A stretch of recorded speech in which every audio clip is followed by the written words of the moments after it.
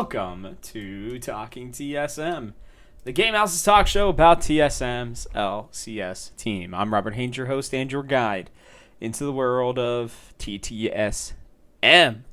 And we ended up losing.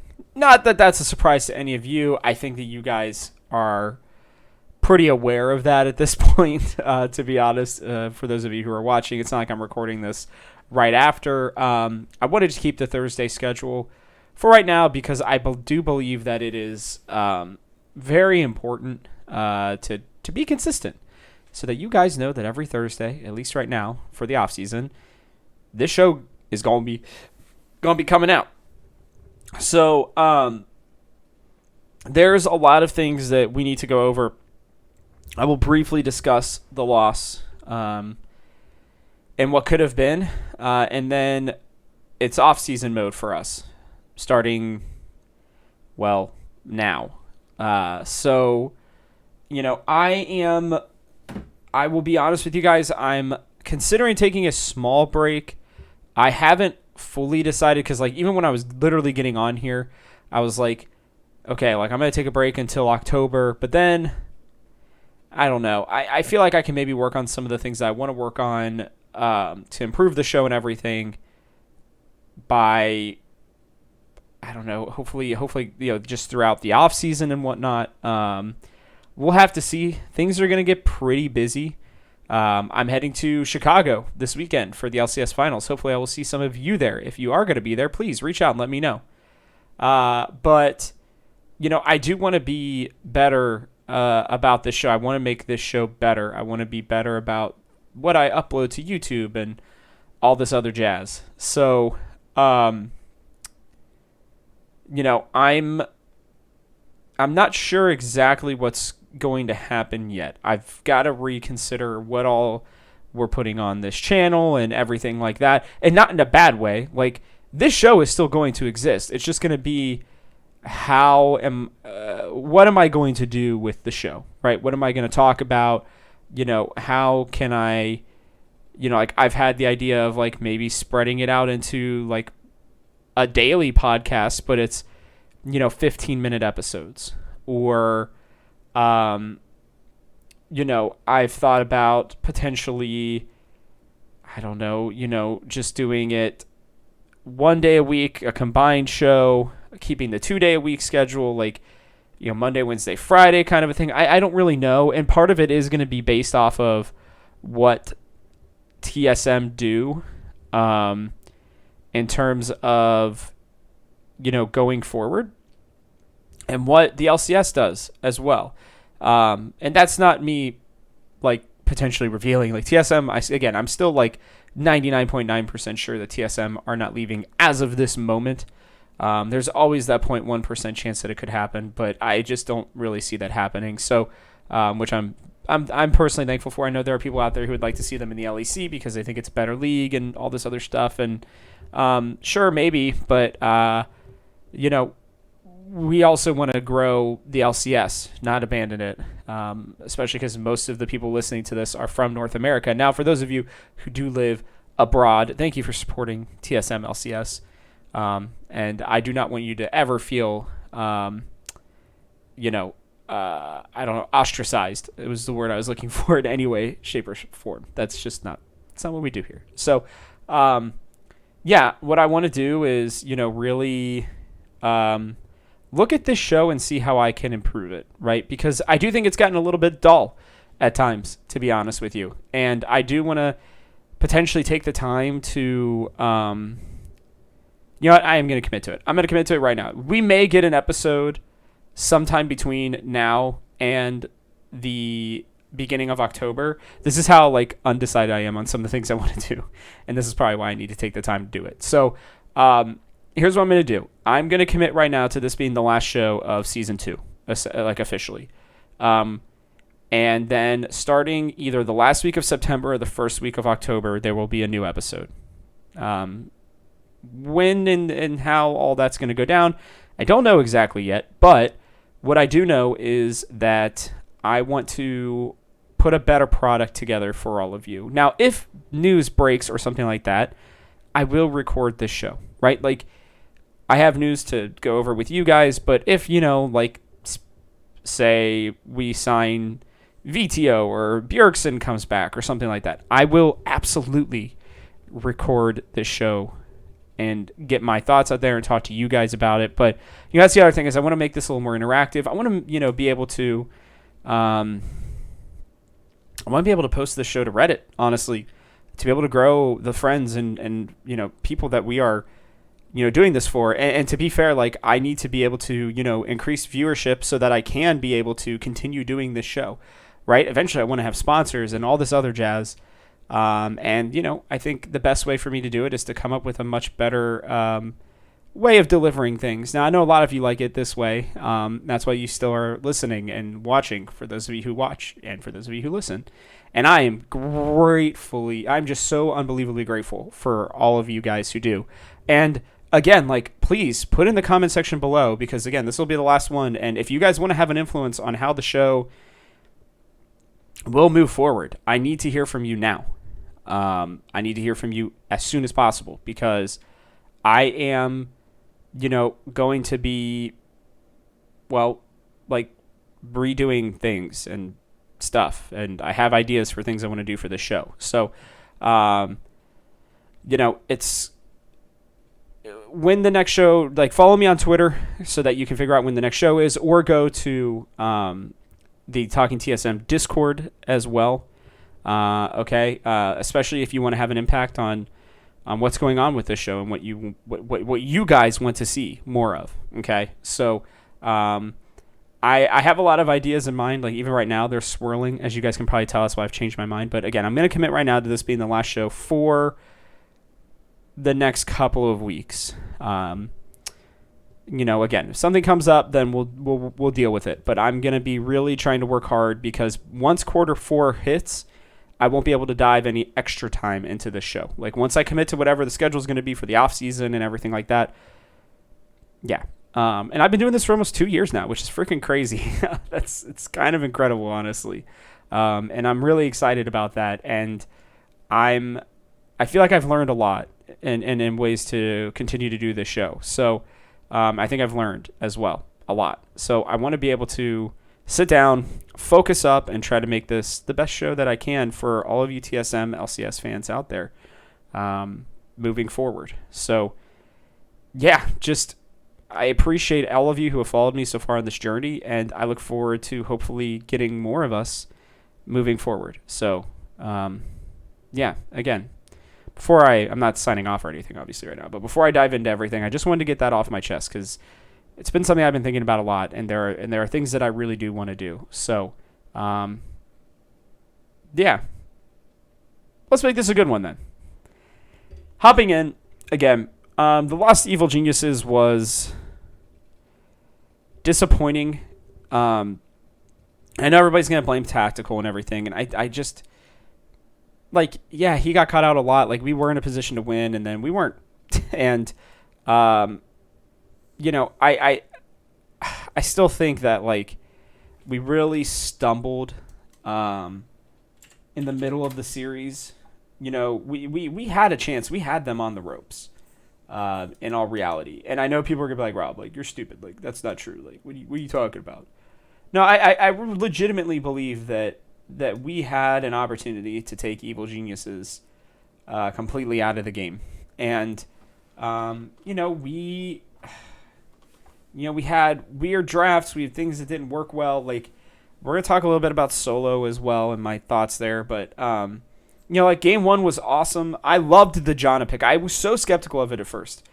But then the way that Chime was able to pilot it, right? Like, the ability that he had to honestly, like, maximize his value on Q, on the tornado, was shocking. It was so good.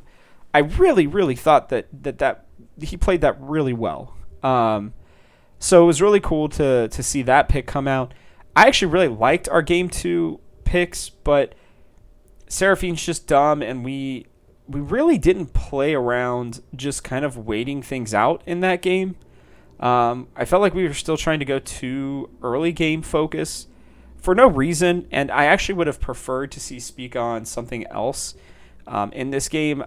Maybe even the Xin Zhao, honestly, more for just providing space. Like, yes, we didn't do a ton of damage necessarily, but with the Swain and with the Sivir, which the Swain almost still won us the game by the end, it didn't really matter. We would eventually just outscaled them with the Yuumi and everything like that. So I didn't hate that comp, but it just didn't, like, they were so beefy that, yeah, everybody's like, oh, it's going to be hard to kill them and everything. But it's like, eventually, we would have just outscaled them. Like, they wouldn't have had, like, yes, the Seraphine would have been a problem, but the Sivir would have just ripped through them all. It wouldn't have mattered. It just really, truly wouldn't have mattered. So, sad about that, but it is what it is. The Game 3 loss was also disappointing, considering we got the Rakan and everything, and it felt like, okay, like, this is good. We're going to be great. Game 4 win was freaking fantastic. We got literally everything we wanted. He finally pulled back out that Xin Zhao that I had been wanting us to show him. And then, obviously, the ending loss was very disappointing. Again, Tactical, I don't think, played it all that great. I mean, the reality is they had no damage. Like, if we just stayed separated, I think we should have won that game. I mean, it's just JoJo just pushed them across, and that happens sometimes. It just is what it is. So it was disappointing. I know I came on here and I said that the Evil Geniuses win, if they should win, would be better for NA. As much as it kills me, because I'm always going to root for TSM. I want that to be clear. I'm always going to cheer for us above everybody else. But I do believe that what Evil Geniuses are doing, and also this is, like, I'm not even going to discuss the pause stuff. Here's my quick opinion before I dive into why I think the Evil Geniuses thing will actually help us. Pauses happen, like, it's not one team, trying to cheat us out of anything or whatever. Like, I know the Sejuani eventually just ran at us and killed Sivir and just won the game. Like, whatever, that's fine. I don't really care. I think that still happens regardless of the pauses in Game 2. I'll just be honest with you guys. I just don't care. They are what they were. They are what they are. We, along with Evil Geniuses, decided to continue playing, despite them knowing that we would have to pause, or that somebody would have to pause. And what Dunk put out there was what Dunk put out there. That's about it for me. I don't really care about that kind of drama. I know that we could discuss it a lot more in depth, and maybe that's what we will do in the future. But I have a showtime to keep with these shows, and I'm not going to waste my time on that baloney because we have a lot of other things to discuss. So, just understand that the pauses were what they were, and let's move past it. Now on to the Evil Geniuses part. Now I'm only going to take a minute or two on this, but here's the reality, guys. I think Evil Geniuses are showing how you have to build a roster, okay? You get Impact, who's this wily veteran who's been around forever, who knows how to play his lanes really well. Can Carry has been one of the best in his role, and I think TSM tried to copy this a little bit with Solo. Obviously, he was the best on the market, but like the idea behind Solo is that he's going to be something like Impact. Now, I will talk about Solo here in a minute as well. At some point here in the next few minutes, I guess. Because I have some opinions on that situation. But, then you have the young jungler, the MVP level jungler, right? Spica. And Inspired, very similar in that regard. I think Inspired is a little bit better, but not much, honestly. I really think the way Spica played this playoffs, especially, reminded me that he is truly an MVP level when he has a team around him. All right. And then they have the two young NA superstars, right? Along with an NA support who is arguably one of the best at his role. Actually, I would argue he is the best in his role. I think it's a shame that that Vulcan doesn't get more credit than he gets. But, that blueprint, right, of, the players on the outside, right, the support and, sorry, try and get my hands correctly, the support and the top laner, right, positions that maybe aren't necessarily as skill intensive, right? Mechanical wise, it's about the big brain and skills involved for sure to win your one-on-ones, but big brain pays off almost as much as skill. Knowing how not to lose lane and knowing when to take fights and when to push your advantages, where to ward, all that kind of stuff. And then having the core, right? Jungler, AD carry, mid, all being younger. And, you know, the fact that, like, Evil Geniuses has 3, like, actually from North American players. And then, you know, an incredible jungler from Europe and an incredible top laner who's technically NA, but from, you know, South Korea. Like, they all mesh in terms of what you would want to build around. Now, their personalities and stuff may not mesh or whatever, but their play style, their willingness to do whatever is necessary, their love for the game. And it's a real shame that Danny's having to step aside. I'm still heartbroken for him because I know he wants to win and go to Worlds more than anything. But obviously, when your mental health comes in that badly, especially at that age, like, you got to take care of it. It's more important right now. And so I don't blame him whatsoever. I mean, I'm sure he would have rather have missed MSI than Worlds, but, you know, how could he have predicted that it would be to the point where, you know, he just was so relieved to be done that he was in tears after that game. So, you know, North American talent, like, especially because they should be keeping the import rules, right? I think not keeping the import rules is, and, you know, I hope that people will understand why I say this, but I think it's a joke.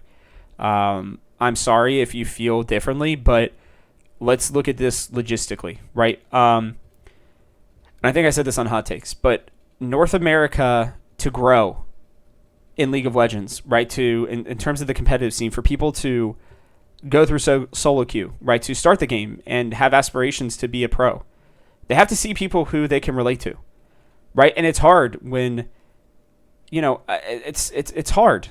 It's hard when people are from somewhere else and to relate to them because your lives are very different, whether you know it or not. I mean, that's just how it happens with kids, right? Like, that's why it's great that there's a lot of good discussion around these things for shows and everything that are diversifying and everything else, right? So these kids can grow up and see, oh, hey, like, that person looks like me or is like me, comes from a similar situation to me or a similar place to me. I can be that, right? If you don't have any NA talent, you're never going to have that, right? If they take this import rule away, these team owners are too short-sighted, clearly greedy, and don't give a shit about fans outside of, you know, how they can line their pockets. And they are going to just import from all around the world. And we'll have a couple NA players here or there, but it's not going to end up mattering, right? Like, if you count, like, even if they do this middle ground one where it's like all the minor regions don't count, you know, as imports. Like, Oceania was enough. No more. Like, I don't like that. You know, I'm sorry. I just don't. It's not that I have anything against people like Fudge or FBI. Like, I love them. I think they are freaking awesome. I think Fudge has single-handedly been one of the best additions to the LCS ever, without question.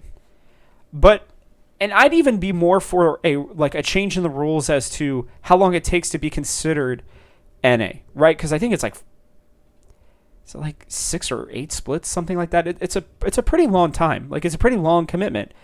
You know, and so for me, like, if they want to shorten that to, you know, 2 years or 3 years, right? Like, fine, whatever. I'll accept that because, you know, at least these people are committed to staying and you know, like, I'd be remiss to say that, like, some of my favorite players aren't from North America, right? Like, Bjergsen's one of my favorite players. Impact is incredible. I've had the chance to interview him twice, and I love him to death. I think he's awesome. Power of Evil, same way. You know, when he came over to North America, I instantly jumped on interviews with him. I've done, I think, 2 or 3 with him. Fantastic person. Loved talking with him, right? I'm not against bringing in imports. I think it's a great thing for North America. Especially the United States is considered to be the melting pot. That's what we wanted to be hundreds of years ago, right? Well, a little over 100 years ago now. So I'm not against that, but if you don't have North American talent, then we're not a North American league. We're just not. Okay? We become a league of the world, which is fine. But if that's going to happen, then they might as well just combine the LCS, the LCK, the LEC, and the LPL. And Worlds would become so much less interesting. I mean, if you do this, who from Turkey is going to stay in the Turkish leagues when they can go to Europe or North America and not count as an import slot? So these teams will be more likely and willing to pick them up. Then the TCL representatives are just going to be, it's just going to be for scouting, essentially. There will never be a minor league region team, and there already aren't, but it's like, yeah, then you're making it a joke. Then Worlds becomes a joke if you take away this rule. And if you just do it for NA, the LEC is going to want it, LPL, LCK. Like, LCK has people from, players from Japan, from China. In China, the LPL has players from South Korea, potentially even NA, right? I mean, like, I'm sorry, but it's like disregarding and getting rid of that import rule would be such a mess. And Evil Geniuses, I think, and what we started to maybe do, and what other teams are starting to do, like the new NA system's working. We are developing more talent than ever, right? And I think that there's a world where imports become maybe a little bit less, and that's okay, right? It doesn't mean that they won't exist. I mean, there are plenty of people who will want to come to the United States to come to live in near Hollywood and in LA and everything. Like, that's great. But I mean, look at Europe. I mean, how many imports do they have? Very minimal amount. LCK, again, outside of China, Japan, like, very minimal. LPL, same way. If the LCS is to survive, it needs to have that import rule so that these owners don't get to take the cheap way out, so they can continue to develop the game. And it's even better for League of Legends, too, because if they want their game to continue to get big and still stay as big as it is here in the United States, then, and in North America in general, then, you got to be able to have NA talent for these kids to look up to. Jojo, Pion, and Danny are that. And Vulcan even, honestly. Very much that. Spica is one of those. Blabber, right? Some of the best players in our league are from North America. You just got to give them time to develop. I mean, look at what CLG did. They took TL all the way to the wire, and then Evil Geniuses took TL all the way to the wire and beat them. Right? I mean, the combined amount of players on CLG and Evil Geniuses that are from North America, right? You have Dokla, Contracts, Palafox, and Poom. So that's 4. Then you got Jojo, Danny, and Vulcan. So 7 out of 10 players either took the team of mostly imports, essentially. Santorin and Bjergsen are absolutely North American players. I mean, they've basically been here their entire career. So I fully understand and believe that. And Core JJ obviously got around the rules a little bit, but he's been here for long enough. He cares about NA a lot. So I'm not putting that against Team Liquid or anything, but these two teams came out on top. And while Danny may not even be at Worlds, which would be such a shame, considering it's in North America, and for him too, at least the hope is there for these players and for these kids who are growing up seeing these players, right? Seeing that they can realize their dreams to be great. So I want you guys to know that that's where my mindset is, because I think that will help TSM too. That'll help us from going out and spending millions on these Chinese players who, sad for them, but they couldn't adapt, right? And, that will force Reggie and Dominic and others to have to really consider the fact that, hey, you know what? We need to invest our time and resources into developing the best talent that we can. Because if 3/5 of our team have to be from North America, then we want them to be the best, 3 out of 5 players that we can get, right? We want them to be the best NA players at their respective positions. And so I think that will help TSM, because the implosion is here. It is coming. It's happening right now. Spica had his contract terminated. Now, TSM say that they're still in talks with Spica to me, with everything that he's saying, everything that he's revealing, he's very frustrated. He's been, according to one of my sources, been going back and forth with Doublelift. I think that Doublelift has obviously probably been feeding that hatred instead of helping it, which doesn't surprise me whatsoever. And I'm sure he's still been reasonable too. I mean, it's not saying that Doublelift's not a reasonable person, but I don't think he has kind things to say about TSM's management. That would be a pretty big shocker. Now, if Bjergsen was still there, I think that would be different, but he's not. So, I don't realistically expect Spica to come back unless if he just really just doesn't want to go anywhere else. Because either the money's not there or he just thinks the team is going to be worse. Because regardless, TSM still somehow finished top 5, essentially, in the league, which is pretty incredible. They were 5 minutes away from a chance at going to Worlds, which is also incredible considering all that has happened. And we're going to miss Spica. I mean, he is a foundational cornerstone type player. I don't care what anybody on Reddit's telling you. Right, and you can have your own opinions. Obviously, I'm giving mine, so you can let them influence yours or not. But here's what I'm going to tell you right now: Spica will be one of the most sought-after players, potentially in LCS history. Like literally behind Bjerg, Doublelift, that kind of stuff. Spica is probably a year or two away from being on that top 20 list for greatest players of all time, if he can recover from this year. Right? He's already got an MVP. He's already got a championship. He's still only 21, just turned 21. He's got at least 5 to 6 good years left in him. Probably multiple championships and maybe another MVP, depending on where he goes and how his attitude is with the new organization that he signs with.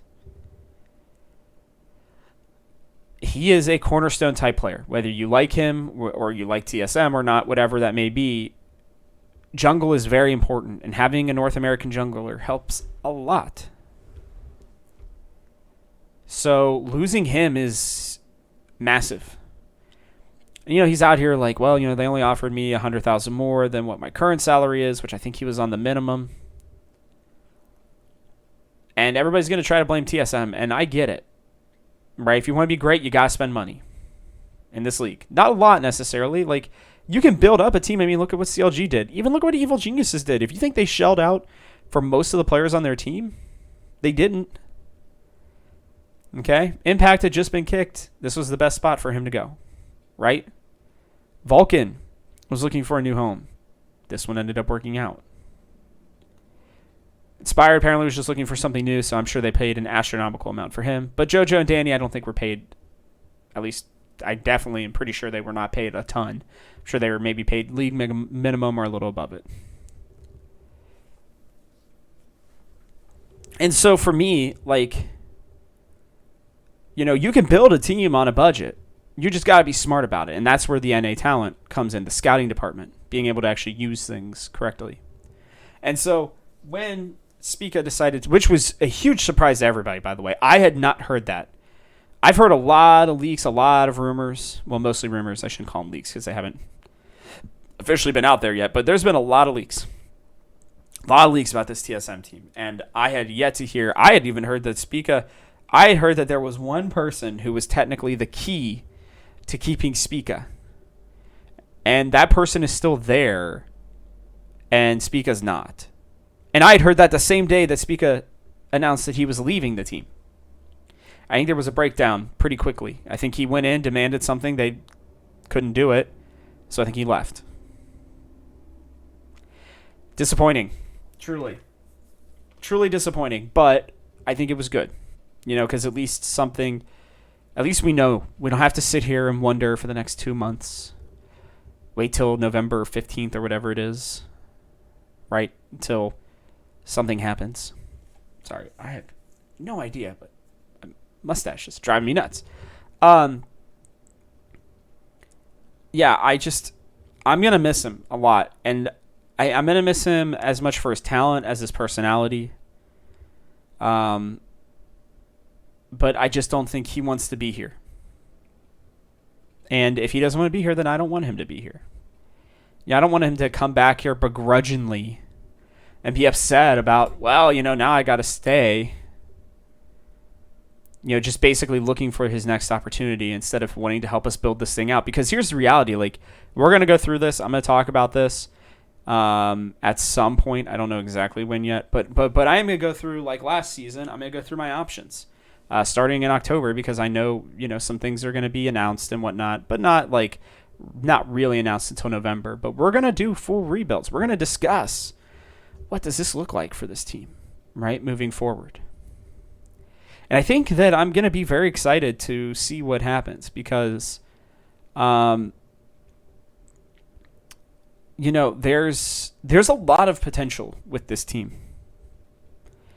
and with what we can do with our brand and who we build around and what we do if we keep anybody, which I can tell you that I've heard 2 names that we're keeping, potentially 3, but I don't know for sure. I think if better options are available, I think we'll take them. But, even the coaching staff, we LCS Evie, who's working in conjunction with us at TGH, we broke that Chawi is going to be parting ways with TSM. I was told by multiple sources. Evie was told by multiple sources that he is out.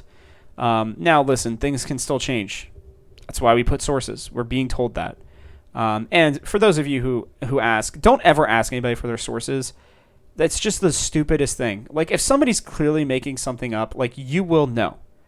Okay? Like, you're going to know. You're going to find out, right? They're just going to throw a bunch of shit to the wind, and, like, maybe half of it will stick, because maybe they make educated guesses, right?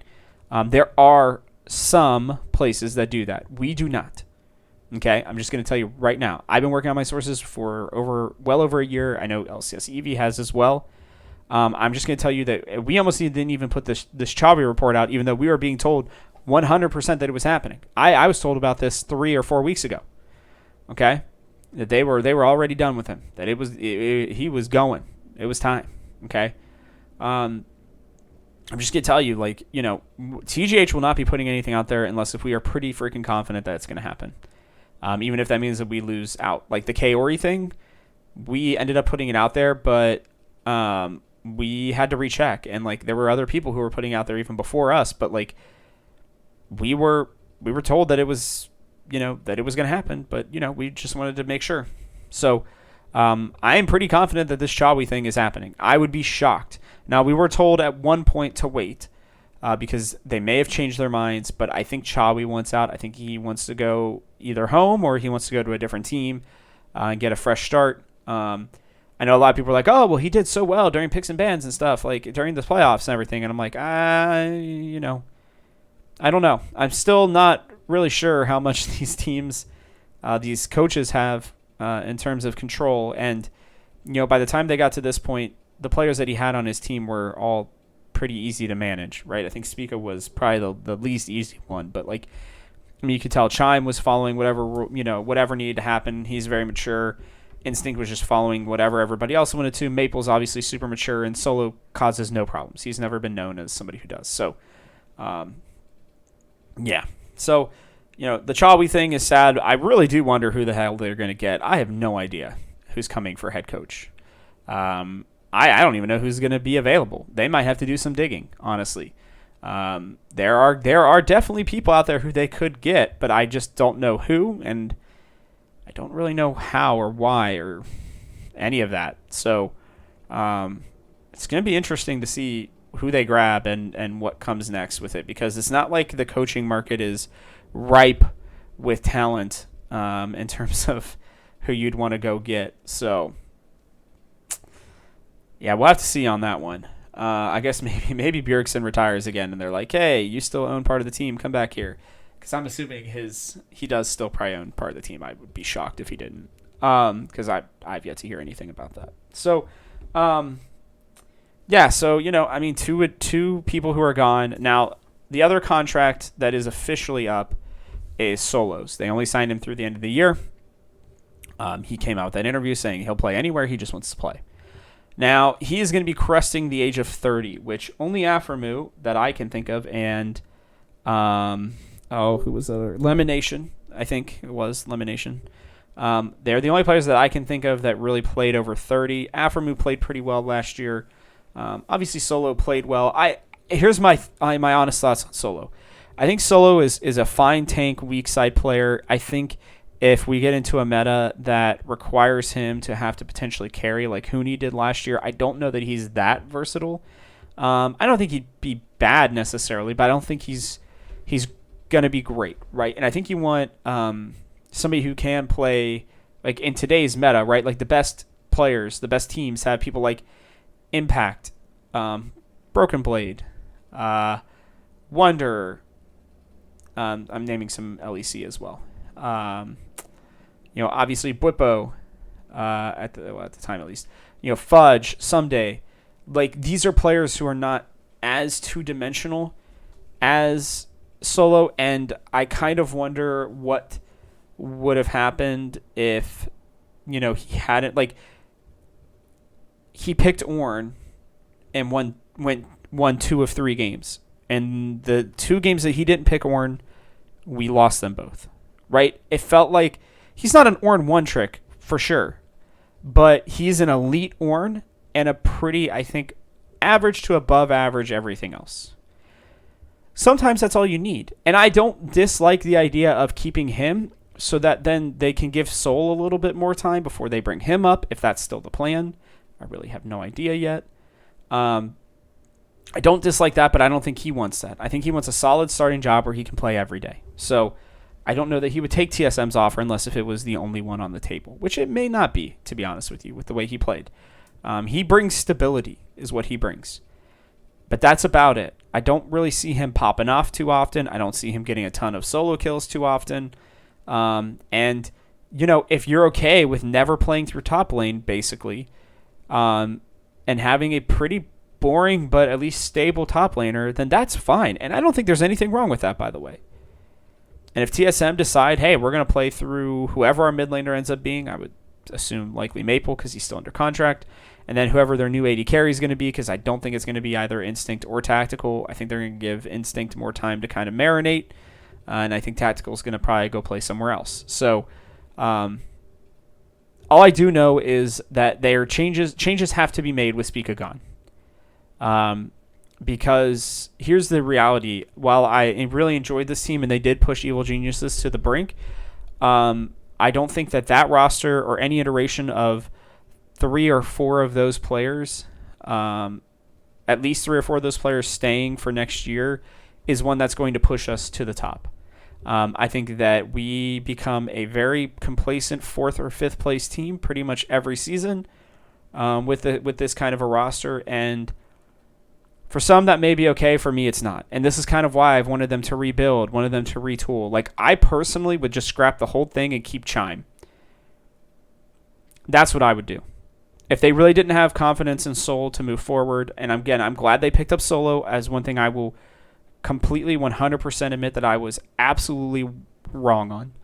I'm glad I didn't have to dye my hair purple, although I still might do it just, I don't know, for fun. But I don't think that. I just don't think that this roster gets much better, and I think there's a lot of young NA talent that is available who will take offers from you, and a lot of inexperienced, not even just young, but inexperienced players. I mean, there's some that are in their like very early 20s, right, 22, 23, who I think TSM could extend offers to and kind of do a CLG thing, see who you keep, see who you don't.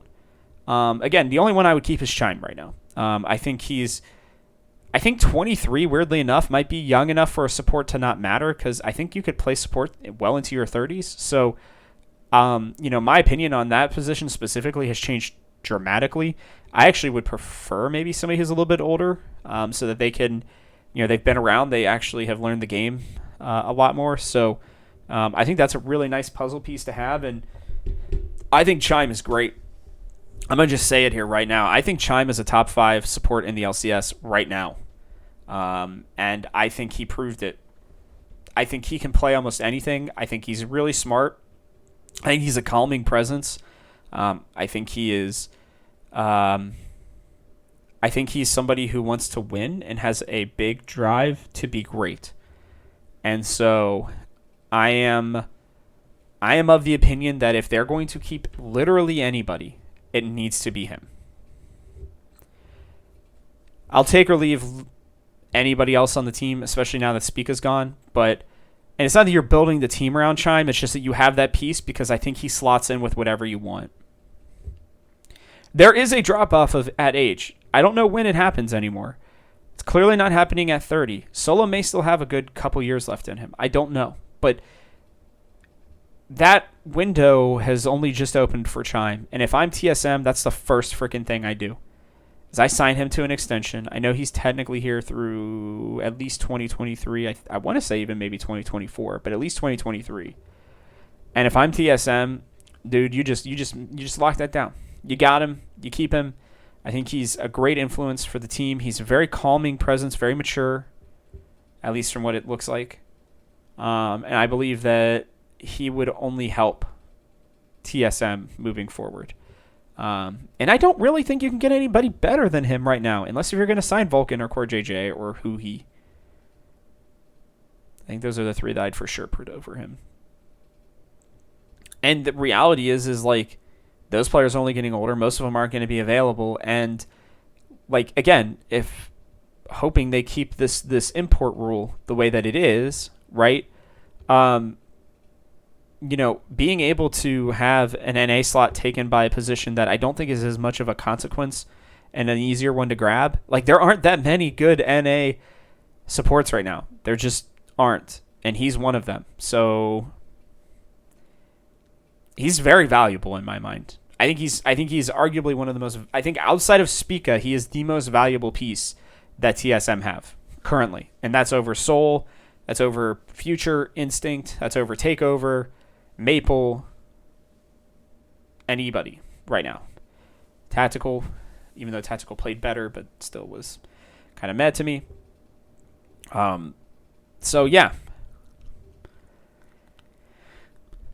we'll have to see.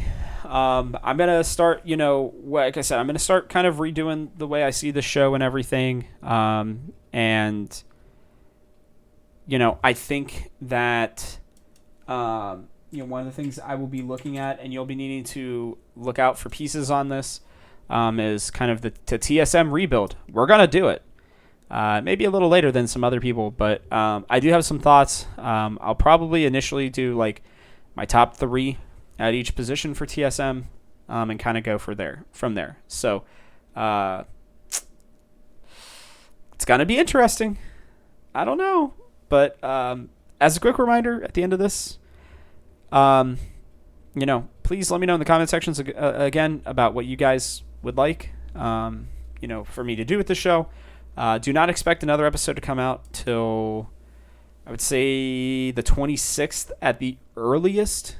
I would say probably the 6th of October at the latest. Okay, so somewhere in that 2-week span. I will make announcements on Twitter. I'm going to do better about that. I'm going to do better about announcing things on the Talking TSM Discord, so make sure that you go to the Talking TSM Discord if you have not already. I'm going to skip some of this stuff, but, like, subscribe, comment if you're watching on YouTube. Leave me a review if you're feeling so kind on any podcasting platform. Hit me up on Twitter at TGH Robert Haynes or the Gamehouse at TGH Esports, as we'll have more news dropping, I would assume, here even in the next couple of days in terms of TSM. So be looking for that. Head to thegamehouse.com. You'll see a lot of other interesting articles and things that are going on as well, especially considering we're heading towards the holiday season, guys. New games coming out all the time.